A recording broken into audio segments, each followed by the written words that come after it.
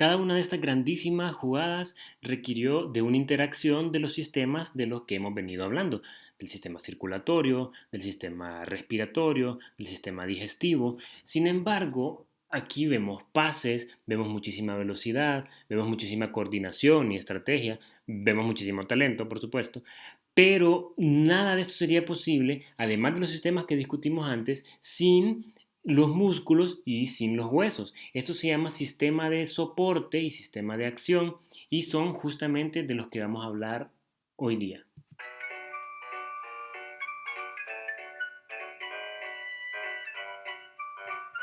Biología para Educación Física. UPN-FM. Quédate en casa.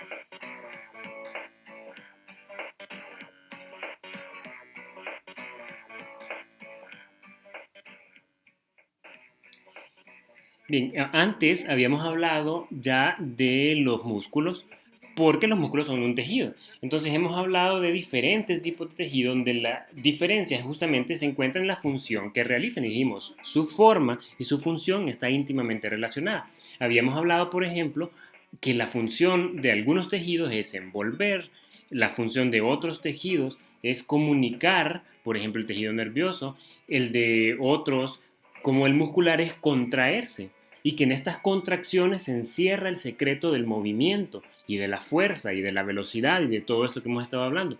Decíamos, solo como un repaso muy breve, que hay tres tipos de músculos, o sea, de tejido muscular: el tejido cardíaco, que involuntariamente, o sea, no tenemos decisión sobre eso, bombea la sangre; también el músculo liso, como las arterias, como el esófago, que hacen contracciones sobre las cuales nosotros no tenemos control, lo hacen solas, gracias a la energía que proporciona el ATP. Y hay un tercer tipo que llamamos músculo esquelético, que se llama así porque combina los músculos con el esqueleto, con los huesos, para permitir el desplazamiento. Imaginémonos si fuéramos solo una bola de músculo.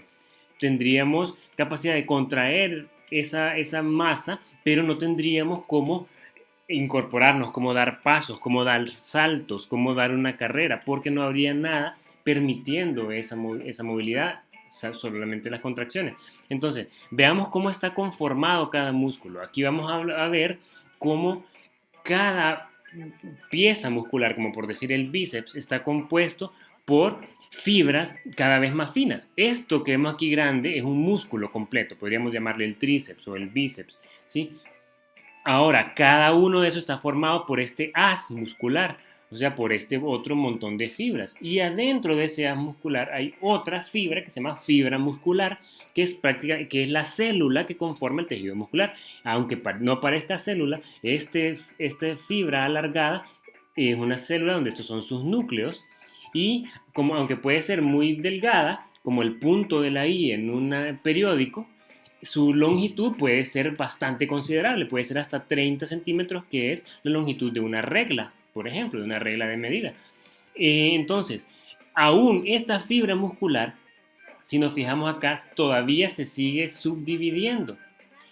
Ahora, antes de eso, veamos que como son movimientos voluntarios, ese jugador decidió, como Crisanto, decidió hacer un gran pase con decisión de hacerlo. Entonces, esa orden vino de su cerebro, de su sistema nervioso. Entonces, lo que vemos acá es una neurona mandando la señal y estimulando al músculo para funcionar de cierta manera, para dar una patada, para dar un paso, para dar un pase. Y entonces vemos esa coordinación entre sistemas. Ya habíamos hablado de los sistemas muscular, de los sistemas nerviosos, perdón, y habíamos dicho que una parte fundamental son las neuronas. Las neuronas son células que se conectan desde el cerebro hasta cada otro lugar del cuerpo. Entonces, una neurona toca esta célula muscular porque esta neurona toca a otra neurona y toca a otra neurona que toca a otra neurona hasta hacer una cadena que nos lleva hasta el cerebro para permitir todo el tipo de movilidad que tenemos. Entonces, aquí vemos que esa neurona tocando aquí es lo que le permite la movilidad y la contracción voluntaria de este músculo. Ahora, este músculo, continuemos con lo que es anatomía, tiene a su vez microfibrillas, ahí se llaman, perdón, miofibrillas, donde cada una es la que hace el proceso de contracción y que al contraerse todas hace que un músculo completo se pueda contraer. Cada sección de esa fibrita se llama sarcómero. Y es como que ustedes pongan una lata encima de otra lata, encima de otra lata, encima de otra lata. Entonces ese chorizo de latas que se haría, cada una de esas latas sería un sarcómero. Entonces veamos por dentro, esos sarcómeros, funcionan porque tienen filamentos de dos tipos, filamentos gruesos, que son estos que están arriba, que dice thick filament, y estos filamentos delgados que están abajo, que se llaman thin filament. Thin significa delgado y thick significa grueso. Entonces, ¿cómo se contrae el músculo? ¿Y con qué tiene que ver aquí la energía del ATP y todo eso? Ahí lo vemos contrayéndose y expandiéndose. Esa es una. Imagínense cuando lo hacen todas las demás, cuánto se puede lograr de contracción muscular. Los filamentos gruesos, que es lo que está ahora mismo señalando esta imagen, están hechos de una proteína que se llama miosina. Y los filamentos delgados están hechos de una proteína que se llama actina. Entonces veamos ahora con más detalle cómo esas dos interactúan para permitir esa contracción que estamos viendo ahí, que es la que gasta energía y es la que permite nuestros movimientos. Veamos que esto es la fibra gruesa, y podemos ver que es mucho más gruesa que esta, o filamento grueso, y esos son los filamentos delgados. Entonces, estas son las proteínas que hemos estado comentando. Esta es la miosina y esta es la actina. Vean cómo es importante que la proteína esté en nuestra dieta. La proteína es parte de nuestro propio cuerpo. Además de que sirve para muchos procesos, se usa como material para fabricar nuestro propio cuerpo, para fabricar nuestros propios músculos. Entonces, ¿cómo vamos a ser musculosos? ¿Cómo vamos a tener fibra si esa fibra está hecha de proteína y no consumimos proteína, sino de puro carbohidrato? Entonces ahí es donde insisto que la fuente de proteína es importantísima para nosotros. Veamos el funcionamiento. Este filamento grueso toca un punto particular del filamento delgado. Entonces ese se llama punto de unión y no es cualquier lugar. Esta proteína no puede tocar a esta en cualquier lugar que a ella se le antoje. No, hay un punto exacto de comunicación donde encajan estas dos cosas. Es como usted cuando conecta a la pared un cable. Usted no lo puede meter de cualquier manera. Usted sabe que hay un punto donde eso encaja. Entonces con las proteínas es igual. Esa conexión se da esa unión y luego esas cabezas que se llaman de miosina empuja a las cabezas de actina. Entonces al jalar eso es como quien jala una cuerda y entonces toda la fibra muscular se contrae. Ahora eso consume energía. Entonces el ATP se une a esa partícula, a esa proteína para proporcionarle la energía que necesita para estirarse de esa manera. Entonces esos puntitos son los puntos de unión. Vean que en esos puntos amarillos es el único lugar donde ellas se pueden unir. Entonces, gracias al ATP, este filamento grueso se une a esos puntos de unión y empuja al filamento para que exista la contracción. Una vez realizado su trabajo, el ATP, y haber usado su energía, entonces se desprende de la cabeza de miosina para volver a fabricar ATP. Recordemos que la ATP es ADP más un fosfato. Al unirse esa P es el fosfato, el ADP tiene dos fosfatos, al unirse con otro más hacen tres. Entonces ahí está, la energía que se ocupa para hacer un movimiento voluntario se la proporciona el ATP a esa fibra muscular. Aquí estamos viendo un músculo de muy cerca. Ahora, ¿qué más ocurre? Que miren que ese filamento tiene una proteína que es esto azul que se mira acá, que tapa los sitios de unión de ese filamento de miosina con el filamento delgado. Entonces, esa proteína impide, por lo general, que se dé la unión que se ocupa para que esa cadena, ese filamento, jale al otro y permita la contracción.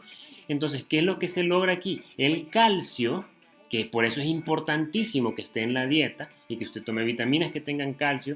La leche no tiene mucho calcio, pero algo tiene. Aparte que tiene muchísimas proteínas la leche. Entonces, el cuerpo del calcio que ocupa hace que se conecte el calcio con esa proteína y que al tocarse, entonces ella se desplace y deje espacio para los sitios de acción para que esa proteína se pueda pegar ahí y pueda hacer la contracción, ¿sí? Veamos que sin calcio no, esa proteína estaría bloqueando permanentemente el punto de unión.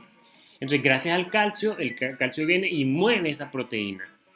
Y entonces se permite que se una ya la miosina con la actina y que haga la contracción muscular. Ahí vemos otra vez la neurona, que es la que estimula que ese calcio se libere para que las fibras musculares se puedan mover. Imagínense cómo pasa eso en fracciones de segundo. Imagínense cuando usted le dan un pase elevado y usted cabecea esa pelota, cuánto movimiento hay, cuánto pensamiento, y todo esto se da en fracciones de segundo para que valoremos cuán importante es nuestro cuerpo, cuán hábil es nuestro cuerpo y cuán importante es que le demos todo lo que necesita. Miren que sin calcio ustedes no podrían hacer contracción muscular, a pesar de que estas son proteínas y estas son proteínas y los músculos son proteínas y que usted ocupa azúcar y ATP, perdón, ocupa azúcar para producir ATP para hacer todo este movimiento, pero si no hay calcio ahí no hay posibilidad de contracción muscular, entonces se ocupa un balance, de nuevo, esta homeostasis para que el cuerpo funcione como debe funcionar. Entonces, eso es lo que tiene que ver con músculos. Ahora, los músculos, ya habíamos dicho, no harían nada si no hubiera un sistema esquelético. Entonces, el esqueleto y el músculo está pegado. Recordemos que existen tendones, por ejemplo, y recordemos que existen ligamentos. El tendón pega el músculo con el hueso y los ligamentos pegan el hueso con hueso. Entonces, veamos que los huesos tienen estas funciones. Para empezar, nos proporciona una estructura rígida, nos hace seres vertebrados, con una postura recta, con resistencia, que si nos atropella un carro, por ejemplo, no nos apachurra inmediatamente, sino que tenemos como una resistencia. Nuestro cuerpo tiene cierta fortaleza, ¿sí? O sea, sí, un carro nos puede apachurrar dependiendo de la velocidad con que nos pegue, pero si nos pega un pelotazo, si nos pega suavemente un carro, tenemos cierta resistencia y eso se logra gracias a que hay un esqueleto interno que nos lo permite. Ahora, permite la locomoción, ya lo dijimos. Esos músculos se pegan al hueso para permitir dar pasos, para permitir desplazarnos. Otra cosa es una función sensorial. Recordemos, por ejemplo, en el oído hay una que se llama cadena de huesecillos, que esas sienten una vibración. O sea, el sonido que podemos escuchar nosotros es porque ese sonido estimula una cadena de huesecitos que tenemos en el oído. Entonces también los huesos tienen este tipo de funciones. Y adentro de los huesos, veamos este es un hueso, por ejemplo, tiene una parte compacta, que es la que nos da la resistencia, y una parte esponjosa. Pues adentro de esa parte esponjosa, en esas cavidades, está lo que se llama médula ósea. Y esas médula ósea es la que produce los glóbulos rojos, los glóbulos blancos y las plaquetas adentro de los huesos. O sea, no veamos los huesos como una gran turunca, como una cosa muerta, no. Sino que como todo órgano es algo complejo, es algo que hace muchos procesos muy importantes y muy delicados. Eso adentro de los huesos se producen glóbulos rojos, glóbulos blancos y plaquetas. Y adentro también almacenan calcio y fósforo. Ya vimos que sin calcio no es posible la contracción muscular. Y ya para cerrar, esto para ustedes que son personas que hacen mucha actividad física o que sufren lesiones, hay un proceso por el cual se remodelan y se reparan los huesos. Aquí lo podemos ver. Si se fractura ocurre esto, pero no es necesario fracturarse para que se dé un proceso que se llama remodelación de los huesos. No es necesario que haya una fractura, sino que si usted es un deportista que le somete a mucho estrés, por ejemplo a su pierna derecha, porque usted tira, por ejemplo, tiros libres mucho y los practica mucho con la pierna derecha, entonces su hueso se va a ir adaptando a esa exigencia que usted le da y se va a ir engrosando y se va a ir fortaleciendo. O si usted es tenista, por ejemplo, la mano con la que agarra la raqueta va a tener un hueso mucho más denso que la otra. Eso se hace por este proceso. Cuando hay mucho esfuerzo y ruptura de vasos sanguíneos, entonces se hace ese coágulo de sangre que vemos en la imagen número 1.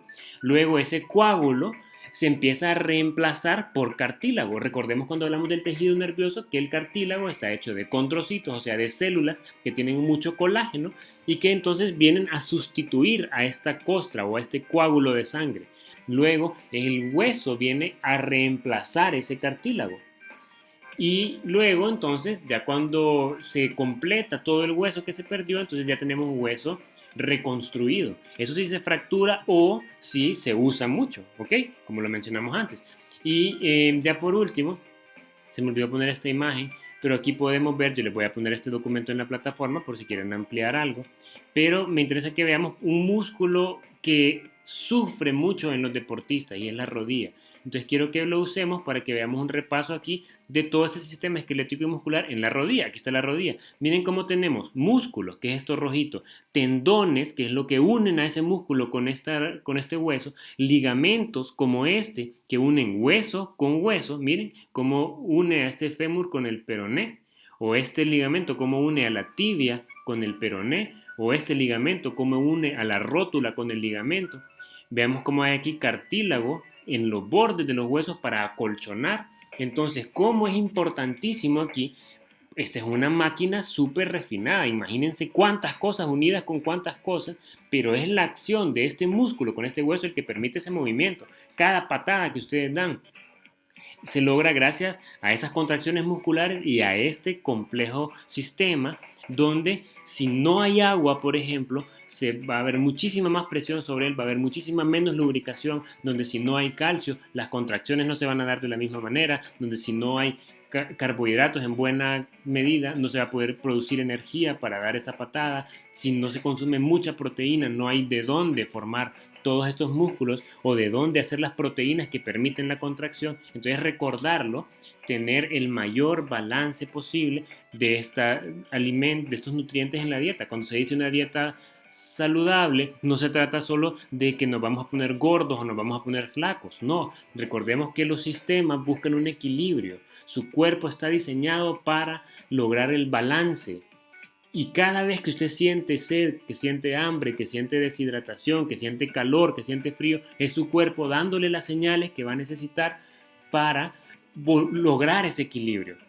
Y entonces recordemos, una dieta saludable o sana no es nada solamente para cosas estéticas, sino que todos estos procesos que hemos discutido se basan en ese equilibrio que existe y que usted lo puede hacer posible balanceando la dieta lo más posible. Sabemos que hay proteínas que son muy caras, pero sabemos que la fuente de proteínas es muy amplia y que entonces usted puede mantener ese balance con casi cualquier presupuesto si conoce teóricamente dónde están esas fuentes y para qué sirven. Entonces, esta es la última clase, con esto me despido, ha sido un gran gusto para mí estar con ustedes y conocerlos, me parecen un excelente grupo y les deseo lo mejor definitivamente en su carrera profesional, en su carrera deportiva y los dejo con estas imágenes de este gran campeón de la Liga Nacional. Muchísimo gusto y que estén muy bien. Hablamos pronto.